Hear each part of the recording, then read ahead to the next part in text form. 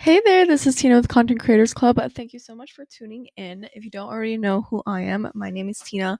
I help creators like you add leads and revenue to your business without relying on social media. So, if you want to do all that, definitely stay tuned. But today we're going to be talking about the moment I actually hit reset on my creator business. And I definitely think this is kind of the moment that kind of led to the profitability, the growth, and just pretty much a different business than most content businesses you'd see today.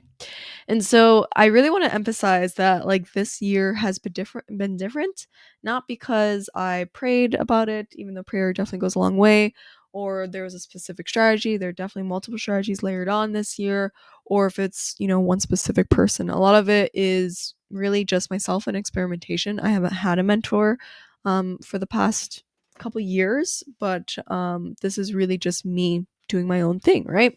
And I really want to emphasize that like things changed a lot recently because for lack of better words, I was pissed and like my blood boiled whenever I would see the next big Twitter growth strategy. And then when you dive into that strategy, it's like, oh, you have to do 50 plus comments a day, or you have to follow 10 plus people per hour, some, BS like that.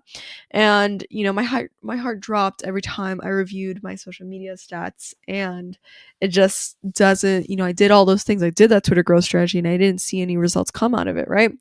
And my sighs and frustrations definitely grew louder because, you do more work and you kind of think to yourself, like, if I'm going to be doing more work, then I should be making more money. But that wasn't the case, right? And so things weren't working.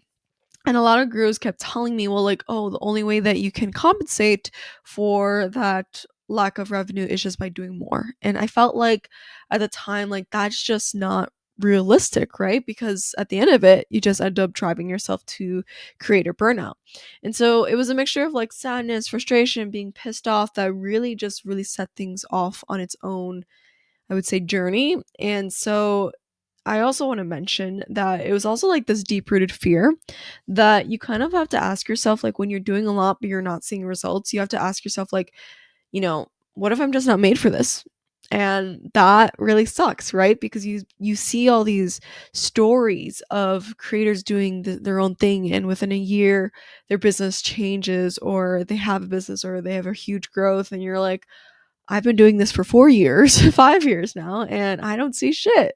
And that really sucks, right? Because, it's hard because you want to admit defeat. You want to call it quits. You want to accept the fact that things are going to be staying the same, and, there's really no alternative path. And so, while the rebel in me is like, try one more time, but do things differently, I really need to lean into that. I really need to decide, like, you know what?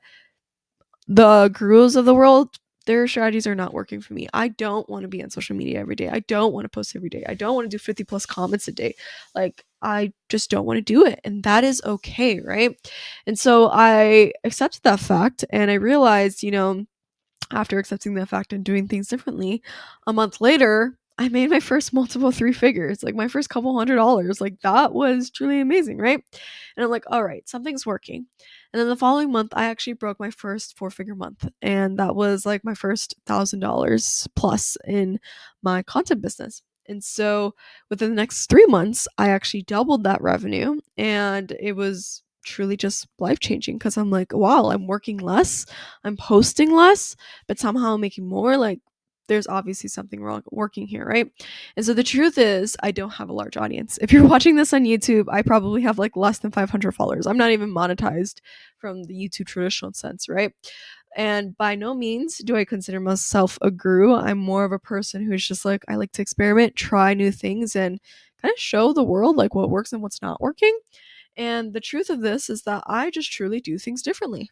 And that's okay. Like, I don't post on social media every day, but I do feel like I have a very, intimate audience in terms of I have people, email me all the time that say like they love my emails, they love being content creators club. So why haven't you joined yet? But like people really appreciate like the content that I share. And so, I asked, like, I've asked people, I've polled it, why do you like my content essentially? And so, my favorite thing about the content that you create is that it does so well, in fact, that creators should avoid investing most of their energy into social media. So she loves the collaborations aspect. And, if you're in my newsletter, you can read more of that testimonial there.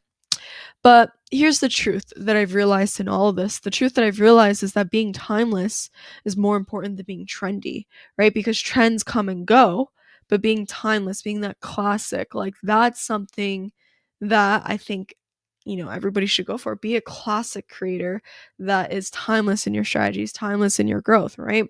And so I want to run a sustainable business, one that's profitable for years to come. I don't want to run a business that's based on trends where I'm chasing and I'm trying to like catch the algorithm. Like that's not fun.